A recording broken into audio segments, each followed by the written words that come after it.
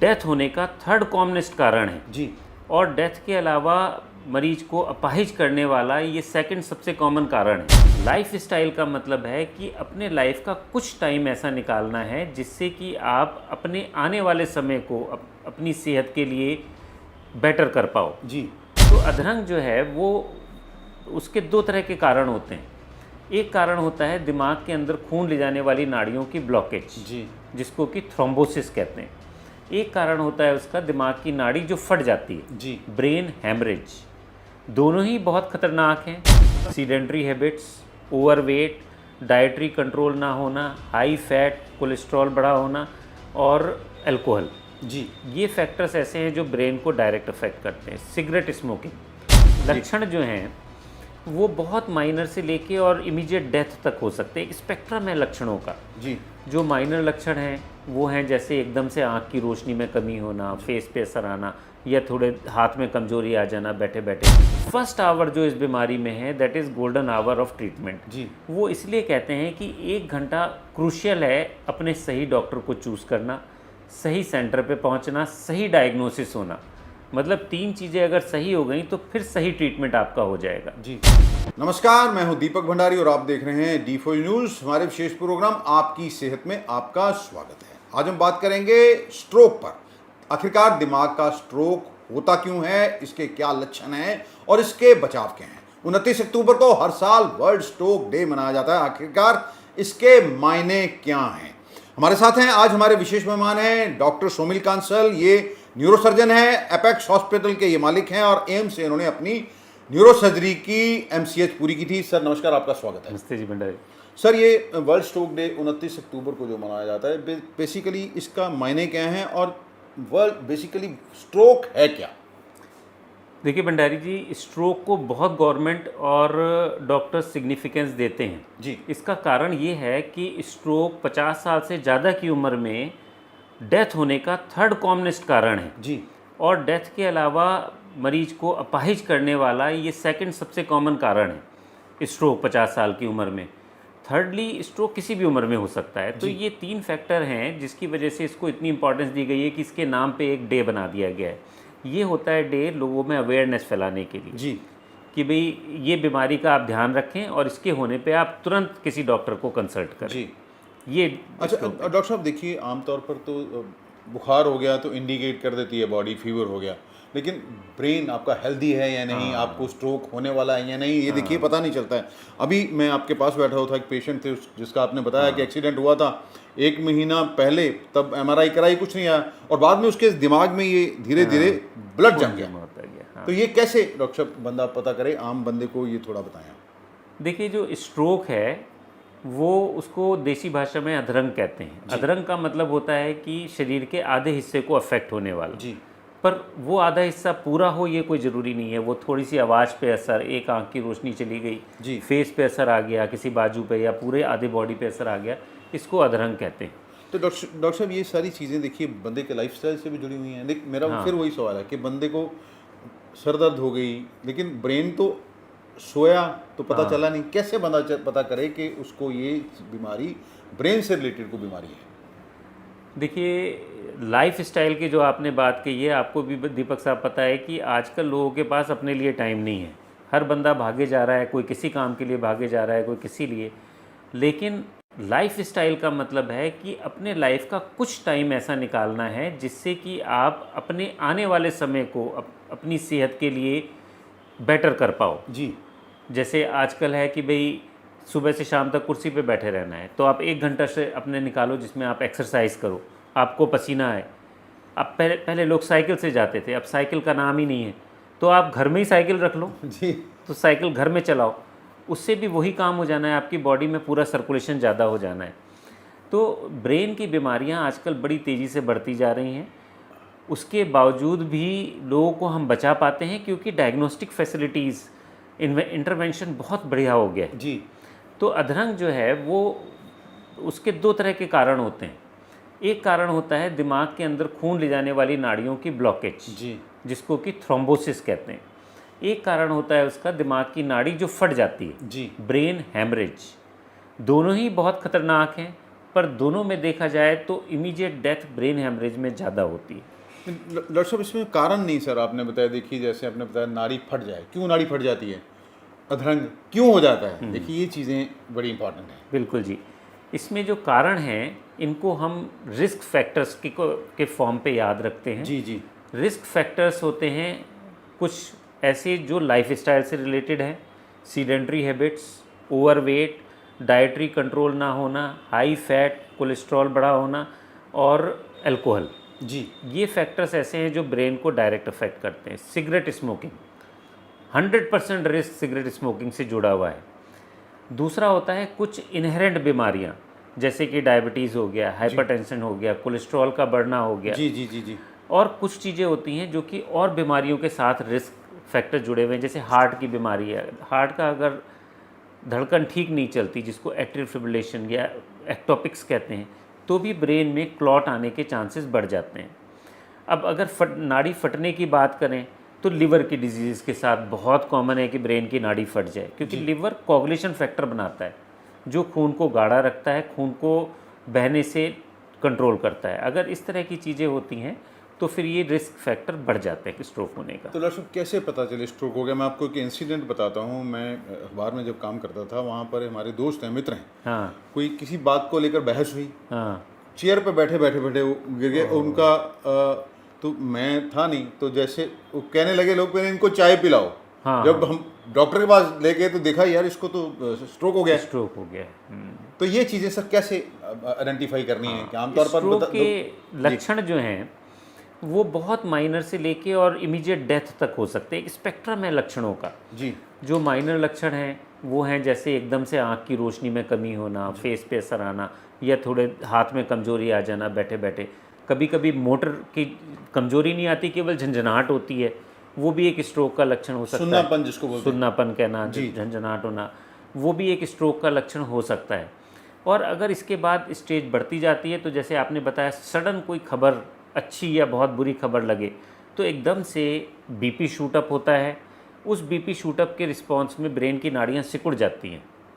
Brain एक auto regulated system है जी कि अगर बीपी एकदम ज़्यादा हो जाएगा बॉडी का तो नाड़ियाँ सिकुड़ जाएंगी, पर वो नाड़ियाँ ओवर रिएक्ट कर जाती हैं और ब्रेन की नाड़ियों में ब्लॉकेज आ जाती है।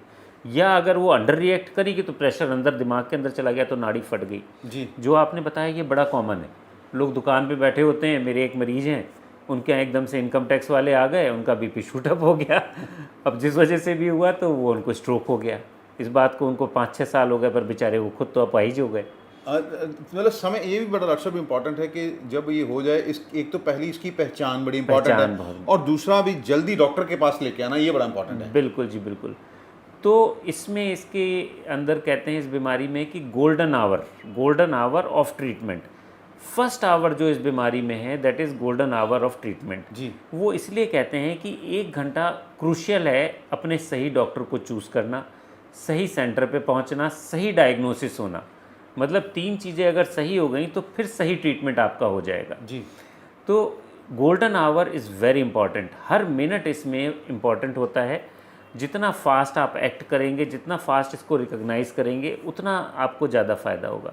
इस तरह की बीमारी में लोगों को देखा गया है कि लोग इनको अफ़ीम खिला देते हैं, फिर अफ़ीम के आने का असर आने का इंतज़ार करते नहीं, अफ़ीम खिला दीजिए ठीक हो जाएगा घंटे भर में।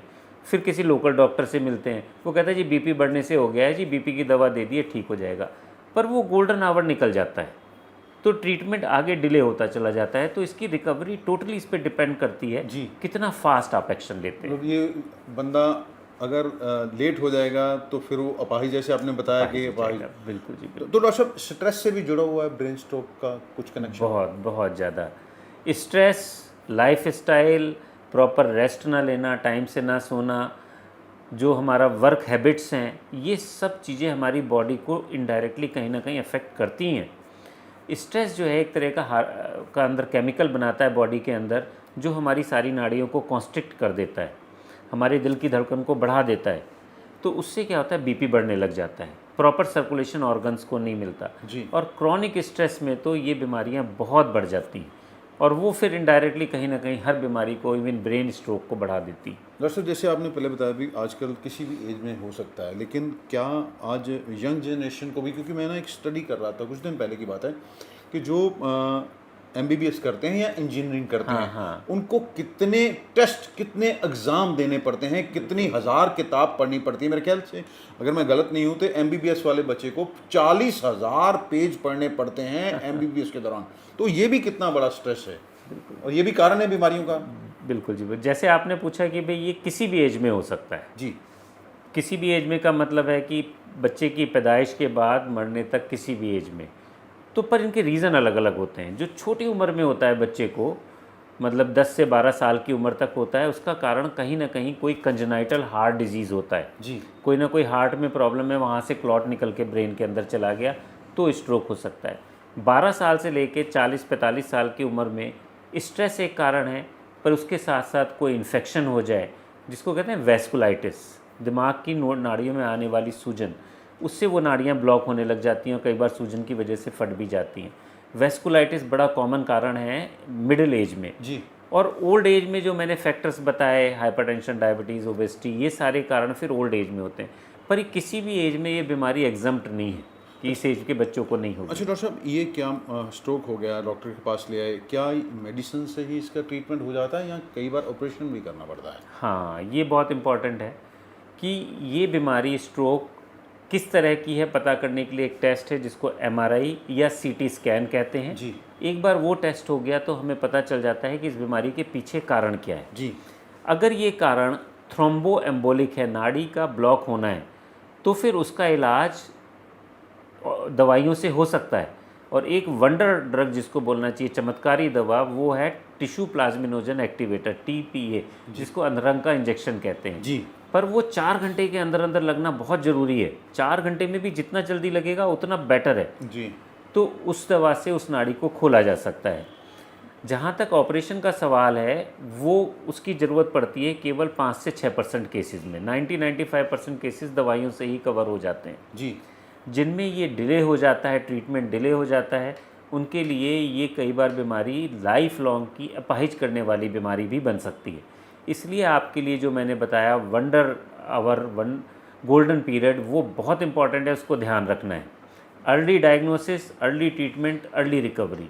लेट डायग्नोसिस हो सकता है कोई रिकवरी हो ही ना। तो डॉक्टर साहब, ये अधरंग का पेशेंट है, स्ट्रोक जिसको हो जाता है, तो आजीवन दवा खानी पड़ती है या उसको कुछ देर बाद ट्रीटमेंट करने के बाद दवा छूट जाती है उसकी? बिल्कुल ठीक जी भंडारी जी, इसका ऐसे है कि कई बार कुछ तरह के स्ट्रोक है जिसमें लाइफ लॉन्ग दवा खानी पड़ती है, कुछ में 1 साल दवा खानी पड़ती है। लेकिन ये डिसीज़न जो ट्रीटिंग डॉक्टर है वो करता है कि भाई इसको कितने टाइम के लिए हम दवा देंगे तो मरीज़ को आगे जाके कोई प्रॉब्लम नहीं होगा। लोग ये भी पूछते हैं, सर एक बार स्ट्रोक हो गया तो क्या दोबारा भी हो सकता है? तो स्ट्रोक कभी भी हो सकता है, और एक बार हो गया दोबारा भी हो सकता है, और पहला स्ट्रोक से दूसरा स्ट्रोक मोस्टली बड़ा होता है। मतलब लाइफस्टाइल से हाँ। जुड़ी हुई चीज़ें हैं डॉक्टर साहब। अगर हाँ जी, बंदा हाँ जी। अपने लिए, देखिए आजकल 3 घंटे की बंदा मूवी देख लेगा और घंटों मोबाइल पे बैठा रहेगा या एक जगह बैठा रहेगा, लेकिन एक्सरसाइज नहीं करेगा। एक डॉक्टर साहब और सवाल है, अभी आपके पास एक बच्चा आया था मेरे ख्याल से 4-5 साल का बच्चा, तो मैंने देखा कि किस तरह अगर उससे पेरेंट्स उसका मोबाइल ले रहे हैं तो वो हल्ला करने लगता है, और उसको पकड़ाते हैं तो नाचने लगता है। ये क्या है डॉक्टर साहब? ये भी एक तरह की एडिक्शन हो गई है क्या? बिल्कुल जी, इसको मोबाइल एडिक्शन कहते हैं, मोबाइल डिपेंडेंस कहते हैं। और ये एडिक्शन अब बच्चों में बहुत देखने को मिल रही है। जी। हम लोग जो हैं, अब हम लोग को भी मोबाइल चेक करना पड़ता है, लेकिन एडिक्शन का क्या मतलब है कि जब उससे वो चीज़ ना मिले तो उसको बेचैनी होने लगे, उसका पसीना आने लग जाए, उसकी दिल की धड़कन बढ़ जाए, वायलेंट हो जाए, और उसके बाद जैसे ही वो चीज़ मिले तो इसका मतलब है कि वो चीज़ डायरेक्टली कोरिलेटेड है। जी। अभी जो बच्चा आपने देखा था उसमें यही प्रॉब्लम है। वो बच्चा कनाडा से मेरे पास आया है कि इसको कोई बीमारी लगती है जी। कि भाई ये एकदम से बेचैन हो जाता है, एकदम से घबराहट होती है, इसको पसीना, और मोबाइल देते जी ठीक हो जाता है, जी चेक करो जी इसको क्या बीमारी हो गई। उसको मोबाइल एडिक्शन ही बीमारी है। तो डॉक्टर साहब, आप कुछ और मैसेज देना चाहें दर्शकों को? देखिए आपने ये एक मॉडल भी रखा है, हाँ। ये भी एक वो भी रखा हुआ है, तो हमारा बेसिकली मकसद तो ये है कि लोगों को एजुकेट करना। देखिए फिर भी लोग एजुकेट ना हो तो फिर उसमें तो ना तो डॉक्टर का दोष है, बिल्कुल ना भगवान का दोष है। देखिए भंडारी जी, ये दिमाग है, इसका वजन होता है 3 से 3.25 किलो जी। पर ये पूरी बॉडी को, पूरे सोसाइटी को, पूरे देश को और पूरे वर्ल्ड को कंट्रोल करता है। 3.25 किलो का दिमाग जी। इसका काम चलता है। ये 2 हिस्सों में बटा होता है, right and left. Left side dominant होता है, लेफ्ट साइड ज़्यादा काम करता है। पर इसको काम में चलाने के लिए कॉन्टिन्यूस एनर्जी की ज़रूरत होती है, ऑक्सीजन की ज़रूरत होती है, और वो आती है खून की सप्लाई से। जी। जितना बढ़िया आपका ब्लड का सर्कुलेशन होगा उतना बढ़िया आपका दिमाग काम करेगा। तो इसलिए आपने अपने खान पान पे ध्यान रखना है। अगर आप फैटी फूड खाते हैं, कभी खा लिया कोई बात नहीं, पर अगर हैबिट बनाते हैं तो आपके खून में वो कोलेस्ट्रॉल जमा होता रहता है, वो फैट जमा होता रहता है, और वो जो ब्लड सर्कुलेशन नीचे से इसके अंदर आता है दिमाग के, उन खून की नाड़ियों में जम जाता है। जब वो जमेगा, सर्कुलेशन कम होगा, आपके ब्रेन की पावर कम होगी, आपको चीज़ें भूलने लग जाएंगी। आप कहीं जा रहे हो, आप सोचोगे मैं कहाँ जा रहा था, आपकी मेमोरी, आपकी डिसीज़न लेने की पावर कम हो जाएगी। ये चीज़ें धीरे धीरे आपको अफेक्ट करने लग जाएंगी। अपनी खान पान पे ध्यान दें, अपनी लाइफ स्टाइल अच्छी रखें, हंसें, अपना अच्छा फ्रेंड सर्कल बना के रखें। फ्रेंड सर्कल को मेंटेन करना भी एक मेडिसिन है। बिल्कुल ठीक बात है आपकी डॉक्टर साहब। देखिए ये थे डॉक्टर सोमिल कालसन। इन्होंने आज बड़ा विस्तार से बताया है कि आखिरकार ब्रेन स्ट्रोक होता क्या है। बात इनकी ठीक है, हम अपने लिए समय नहीं निकालते हैं क्योंकि कहते हैं हमारे पास समय नहीं है। लेकिन अगर आप भगवान न करे कभी बीमार हो गए, तो फिर बिस्तर पर पड़ गए, चले गए, तो फिर समय ही समय है, फिर शरीर आपका साथ नहीं देगा। इससे बेहतर है कि आप समय रहते अपने शरीर से काम लें, अपने लिए समय निकालें। बाकी काम तो होते रहेंगे क्योंकि ज़िंदगी ना मिलेगी दोबारा। धन्यवाद, नमस्कार।